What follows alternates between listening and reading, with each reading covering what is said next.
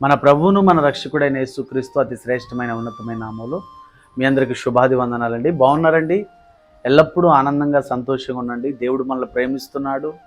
ఆయన మన అవసరతలు తీర్చే దేవుడు. మన కష్టాలలో, కన్నీళ్లలో, ఒడిదుడుకులలో, అవమానాలలో, ఇబ్బందికరమైన పరిస్థితుల్లో నేనున్నాను అని మనకు సహాయం చేసే దేవుడు మన నజరేయుడైన యేసయ్య. ఆయన నిన్న నేడు నిరంతరం ఏకరీతికున్న దేవుడు. ఏం సంతోషంగా ఉన్నాం అయ్యగారండి అని మీరు అనొచ్చు.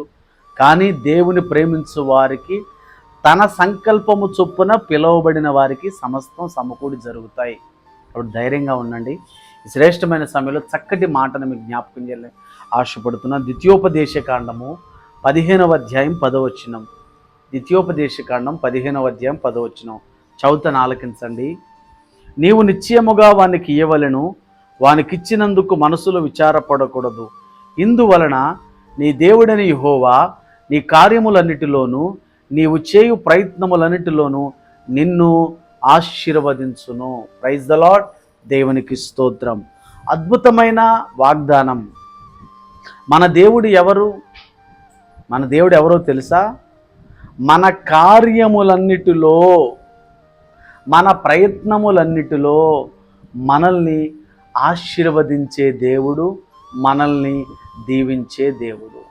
అయితే ఆయన మనల్ని ఆశీర్వదిస్తాడు, మన కార్యాన్ని సఫలం చేస్తాడు, మన ప్రయత్నాలను కూడా ఆయన సఫలత చేస్తాడు. కారణం ఏంటయ్యా అంటే, యెహోవా దేవుడుగా గల జనులు ధన్యులు. ఆయన మన దేవుడుగా ఉండటం, మనం ఆయన పిల్లలుగా ఉండటం, అది మన ధన్యత. కాబట్టి ఏ కార్యాన్ని నువ్వు తలపెట్టినా, ఏ ప్రయత్నాన్ని నువ్వు తలపెట్టినా, ఒక సేవకునిగా, ఒక అన్నయ్యగా, ఒక దైవజనుడిగా మీకు ఇచ్చే సలహా ఏంటో తెలుసా? ప్రార్థనతో ఆ కార్యాన్ని ప్రారంభించండి. ప్రార్థనతో మీ ప్రయత్నాన్ని ప్రారంభించండి. ఖచ్చితంగా దేవుడు ఆ కార్యాన్ని, ప్రయత్నాన్ని సక్సెస్ చేస్తారండి. కొందరు దేవుని యొద్ద విచారణ చేయకుండా, అంటే ప్రార్థించకుండా, దేవుని వాక్యానుసారంగా జీవించకుండా, ఎవరో చెప్పిన మాటలు విని వారు కార్యాన్ని, ప్రయత్నాన్ని ప్రారంభిస్తూ ఉంటారు. తీరా అనుకున్నది జరగకపోయినప్పుడు బాధపడుతూ ఉంటారు. కారణం ఏంటి? ఒక కార్యాన్ని నువ్వు చేస్తున్నా, ఒక ప్రయత్నాన్ని నువ్వు చేస్తున్నా, ఆ కార్యము, ఆ ప్రయత్నము దేవుని చిత్తానుసారంగా ఉందా లేదా అనేది కూడా నువ్వు ఒకసారి పరిశీలన చేసుకోవాలి. కాబట్టి దేవుని బిడ్డలారా, మన దేవుడు నమ్మదగిన వాడు, మనకు అన్ని విషయాల్లో ఆశీర్వాదాన్ని ఇచ్చే దేవుడు. కాబట్టి ప్రభువా, ఈ కార్యాన్ని చేస్తున్నాను, ఈ కార్యంలో నాకు ముందుకు నడిపించయ్యా, అయ్యా నేను ప్రయత్నం చేస్తున్నాను, ఈ ప్రయత్నంలో నన్ను ముందుకు నడిపించయ్యా విశ్వాసంతోనూ ప్రార్థనతో దేవుని అడగగలిగితే ఖచ్చితంగా ఆయన నీకు ముందు ఉంటాడు, వెనక ఉంటాడు, ఇరుప్రక్కల ఉండి నీకు విరోధంగా ఉన్న ప్రతి పరిస్థితిని ఆయన తొలగించి నీ కార్యాన్ని, నీ ప్రయత్నాన్ని సఫలత చేస్తాడు. అలాగే నీ కార్యములో, నీ ప్రయత్నములో ఆయన ఆశీర్వాదాన్ని అనుగ్రహిస్తాడు. వ్యాపారములో, అలాగే మన చేతి పనుల్లో, మన ఉద్యోగాల్లో, అలాగే మన సమస్తమైన ఈ యొక్క వ్యవసాయములో, మన చేతి పనుల్లో ఆయన మీకు తోడుగా ఉండాలని నేను మనస్ఫూర్తిగా కోరుకుంటూ ఈ మాటలు ముగిస్తున్నా. ఈ కొద్ది మాటలు దేవుడు మనందరి వినికిడిలో ఆశీర్వదించునుగాక. ఆమేన్. మీ కొరకు చిన్న ప్రార్థన చేస్తాను. పరిశుద్ధుడా, ప్రేమ కలిగిన మా తండ్రి, వందనాలయ్యా.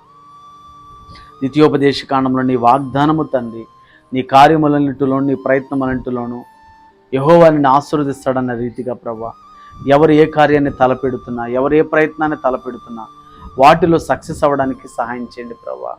అయ్యా, కొంతమంది పని తలపెట్టిన తర్వాత, కార్యాన్ని తలపెట్టిన తర్వాత అది నాయన ముగింపు అవ్వక, కార్యం సక్సెస్ అవ్వక ఇబ్బంది పడుతున్న వారు ఎంతోమంది ఉన్నారు. కాబట్టి ఒక కార్యాన్ని, ఒక ప్రయత్నాన్ని తలపెట్టేటప్పుడు అది దేవుని చిత్తమా కాదని ప్రభు ప్రార్థించి ఆ కార్యాన్ని, ఆ యొక్క ప్రయత్నాన్ని వారు తలపెట్టి దేవుని చిత్తానుసారంగా ఆశీర్వాదాన్ని పొందుకునే భాగ్యాన్ని దయచేయండి.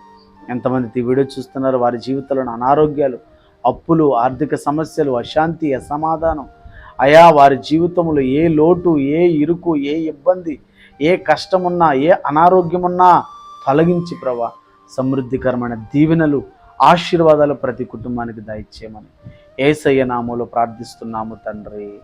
Amen, amen, amen. God bless you all. దేవుడు మిమ్మల్ని, మీ కుటుంబాలను దీవించును గాక. ఆమెన్.